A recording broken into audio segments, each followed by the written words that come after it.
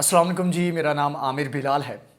नाज़रीन, बात करेंगे किस तरीके से इस्लामोफोबिया को काउंटर किया जा रहा है,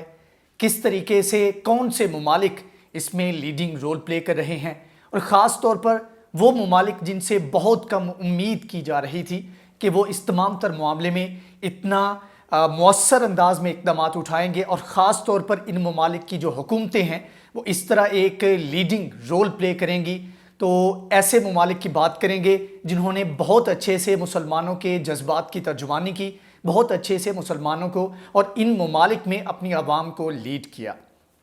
सऊदी अरब और दीगर ममालिक के रोल के ऊपर हम बात कर चुके हैं, जबकि ईरान जिससे बहुत कम उम्मीद की जा रही थी, या ऐसे कह लें कि जिस तरह के उसके हालात थे उसमें लगता नहीं था कि इस तरह खुलकर वो सामने आएंगे और इस तमाम तर मामले को एक बहुत अच्छे अंदाज में दुनिया के सामने रखेंगे। तो ईरान की जानिब से बहुत तनकीद भी की गई, मज़म्मत भी की गई। इमैनुअल मैक्रोन के जो बयानात थे उनको उन्होंने तनकीद का निशाना बनाया, और पाकिस्तान और दीगर ममालिक के साथ मिलकर एक मुश्तरका लाहेअमल बनाने के ऊपर भी उनकी जानिब से बात की गई। जवाद ज़रीफ 2 रोज़ा दौरे पर पाकिस्तान में मौजूद थे। उनकी जानिब से वज़ीर आज़म इमरान खान और आर्मी चीफ जनरल क़मर जवेद बाजवा से मुलाकातें की गई, और इसमें जहाँ पर दीगर मामलात के ऊपर बात की गई, जहाँ पर खित्ते की बदलती सूरत हाल के ऊपर बात की गई, अमेरिका की नई पॉलिसी जो चेंजेस हैं उनके ऊपर बात की गई, तो उसके साथ साथ इस्लामोफोबिया के ऊपर भी बात की गई। ईरान की जानिब से जो इक़दामात किए गए उसमें ख़ास तौर पर जो अल्फाज इस्तेमाल किए गए इमैनुअल मैक्रोन के लिए, तो उसके ऊपर भी उनको काफ़ी तनकीद का निशाना बनाया गया। तो वज़ीर आज़म इमरान खान से जो मुलाकात हुई जवाद ज़रीफ की, तो उसमें जो लाहेअमल तरतीब दिया गया उसमें सबसे ऊपर ये बात थी कि इस्लामोफोबिया के हवाले से हमें किस तरह मिलकर इक़दामात उठाने चाहिए ताकि ये एक जो इस्लामोफोबिया की लहर चली है इसको कंट्रोल किया जा सके, और आइंदा आने वाले वक्त में इस तरह के वाक़यात की रोकथाम के लिए इक़दामात किए जा सके। दूसरी जानिब वज़ीर आज़म इमरान खान पाकिस्तान की बात करें तो इख्तलाफात अपनी जगह, आपके सियासी इख्तलाफात अपनी जगह, लेकिन ये वो मामला था जिसके ऊपर उनकी जानिब से बहुत स्ट्रॉन्ग और बड़ा सेंसिबल वे में इसके ऊपर उनकी जानिब से स्टांस लिया गया है। वज़ीर आज़म इमरान खान के जो इक़दामात हैं, या ऐसे कह लें कि जो तजावीज़ हैं, इसके ऊपर जो अब तक बात की गई है उसमें उनकी जानिब से जब ये मामला बिल्कुल स्टार्ट में था, आगाज़ में था इस्लामोफोबिया के हवाले से, तो उस वक्त उनकी जानिब से जो फेसबुक के बानी हैं मार्क ज़ुकरबर्ग, उनको एक ख़त लिखा गया जिसमें उन्होंने जो कंटेंट था इस्लामोफोबिया के रिलेटेड या फिर वैसे ऐसा नफ़रत अंगेज़ मवाद जो था जो कि मुसलमानों के ख़िलाफ़ था, उसके रिमूवल के हवाले से उनकी जानिब से बात की गई, और साथ में स्पेसिफिकली नहीं, उन्होंने जर्नलाइज़ किया कि किसी भी रिलीजन के हवाले से इस तरह अगर कोई बात की जाती है तो उसके कंटेंट की ब्लॉकेज के लिए और उसको रिमूव करने के हवाले से इक़दामात जो हैं वो करने चाहिए, और इस हवाले से उन्होंने इसी तमाम तर मामले को देखते हुए वो ख़त लिखा था। उसके बाद उनकी जानिब से जब ये तमाम तर मामला उठता है तो पाकिस्तान और साथ में तुर्की, ये 2 वाहिद ममालिक थे जिनकी पार्लियामेंट में जाकर मज़म्मती करारदादें मंजूर की गई। इसके ऊपर फ्रांस की जानिब से काफ़ी सख्त किस्म का रद्द-ए-अमल देखने को मिला, और हमने देखा कि उन्होंने ख़ास तौर पर इन दोनों ममालिक को अटैक भी किया, और सख्त जवाब भी इसका उनकी जानिब से हमारे सामने आया। तो वज़ीर आज़म इमरान खान ने इसके बाद अभी हाल ही में जो शंघाई ताउन तंजीम के सरबराही इजलास में उन्होंने अपना खिताब किया, तो उसमें उन्होंने ख़ास तौर पर कहा कि जो हेट स्पीचेस हैं और उसको जो हुकूमतें सपोर्ट करती हैं, और ख़ास तौर पर ममालिक के अंदर अगर कोई गिरोह इस तरह के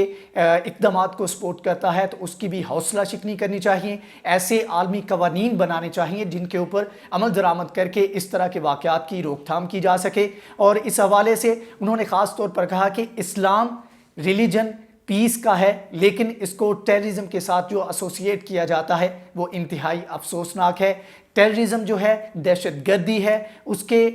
किसी भी रिलीजन के साथ कोई ताल्लुकात नहीं हो सकते, कोई लिंक उसको नहीं किया जा सकता। उन्होंने कहा कि हम किसी रिलीजन के साथ हम नहीं समझते कि अगर इस्लाम के ऊपर बात आती है तो किसी दूसरे रिलीजन के ऊपर बात की जाए, हमारी तालीमात इस बात की इजाज़त नहीं देती। तो इसमें अब देखना ये है कि आने वाले वक्त में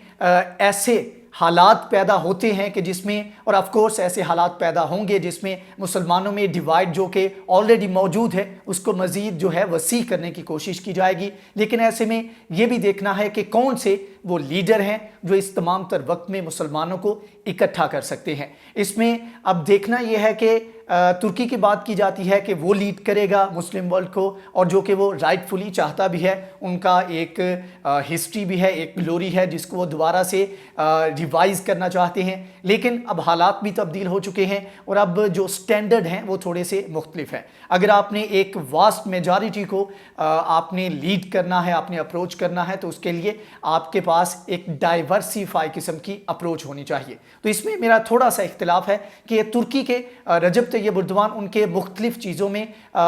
وہ بہت اچھا کرتے ہیں، بہت اچھا فرنٹ پر آ کر لیڈ کرتے ہیں، لیکن ایک بیریئر ہے ان کی کمیونیکیشن میں کہ وہ انگلش نہیں بول پاتے اور ترکش میں ان کی جانب سے خطاب کیا جاتا ہے۔ تو ایسے میں اگر آپ نے مسلم ورلڈ کو چھوڑ کے ویسٹرن ورلڈ کی طرف جانا ہے، وہاں کے جو لیڈرز ہیں ان کو ایڈریس کرنا ہے، ان کو مخاطب کرنا ہے، ان کے اوپر پریشر ڈالنا ہے، تو ضروری ہے کہ آپ ان کی زبان میں بات کریں، ان کی لینگویج آپ بول سکیں، تاکہ وہاں کی جو عوام ہیں وہ بھی آپ کی بات کو سمجھ سکیں۔ اکثر ایسے ہوتا ہے کہ بات کوئی اور کی جاتی ہے، جب وہ لوکل کمیونٹی تک بات پہنچتی ہے تو اس کو ٹرانسلیٹ کر کے، اس کو پیرافریز کر کے اس طرح تبدیل کر دیا جاتا ہے کہ جو اصل میننگ ہوتا ہے بات کا وہ بالکل تبدیل ہو جاتا ہے۔ تو ایسے میں میں دیکھتا ہوں کہ وزیر اعظم عمران خان، ان کا ویسٹ کے حوالے سے کافی نالج ہے، کافی ایکسپیرینس ہے، تو اس میں وہ ایسے کہہ لیں کہ اگر لیڈ نہیں کر سکتے تو ایک ایسوسیٹ بن سکتے ہیں، اس پوزیشن میں وہ آ سکتے ہیں۔ لیڈ کرنے کے لیے ضروری ہے کہ آپ کے پاس ایک سٹرانگ قسم کا گراؤنڈ موجود ہو جس کے اوپر آپ کھڑے ہو کر آپ باہری دنیا کو چیلنج کر سکو، کیونکہ اس وقت آپ کے جو ستون ہے جن کے اوپر آپ کھڑی ہے، آپ کے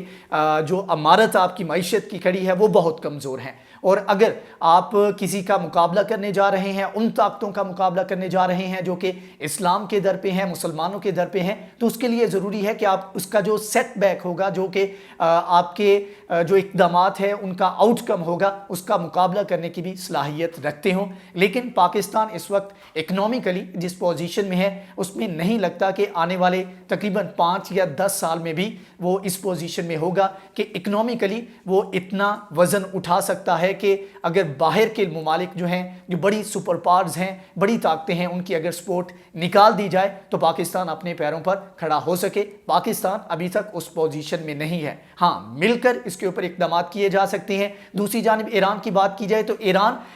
کی اپنی ایک پریزنس موجود ہے، اس کے اوپر جو سینکشنز ہیں وہ بھی اسی وجہ سے ہیں کہ وہ جو بڑی سپر پاورز ہیں ان کی بات نہیں مانتا۔ تو اگر ایران کے اوپر جو کہ ابھی حالات تھوڑے سے سازگار ہوتے ان کے لیے نظر آ رہے ہیں، اگر 2015 کی ڈیل جو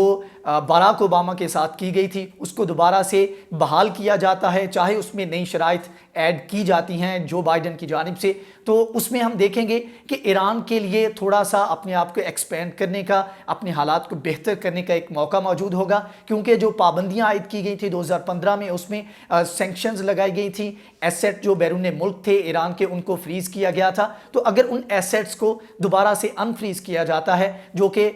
ڈونلڈ ٹرمپ کی جانب سے دوبارہ سے ان کو فریز کیا گیا، تو ان کو انفریز کیا جاتا ہے تو ایران کے لیے کافی ساری اپرچونٹیز ہیں، اور جو ان کے پاس ریسورسز ہیں، جو ان کے پاس ذخائر ہیں، ان کی بدولت وہ کافی بڑا رول پلے کر سکتی ہیں۔ یہی وجہ ہے کہ اگر ویسٹ کی بات کی جائے، امریکہ کی بات کریں، اسرائیل کی بات کریں، تو وہ ایران کو سپریس کرنے کی ہمیشہ سے کوشش کرتے آ رہے ہیں، اور اب ان تمام تر معاملات میں دیکھا جائے تو سعودی عرب سب سے زیادہ ولنگ ہے کہ ایران کو سپریس کیا جائے۔ تو ایسے میں ان تمام تر مشکلات کے باوجود ایران اس وقت اس سٹیج پہ ہے جہاں پر وہ ڈیمانڈ کر رہا ہے کہ تمام مسلم ممالک ایک پیج پر آئیں اور ایک پیج پر آ کر اسلاموفوبیا کی جو ایک لہر ہے اس کو کاؤنٹر کرنے کے لیے اقدامات کیے جائیں۔ تو انشاءاللہ آنے والے وقت میں ہم دیکھیں گے کہ ایران اور پاکستان مزید کلوز آئیں گے، اور سعودی عرب जिस तरह के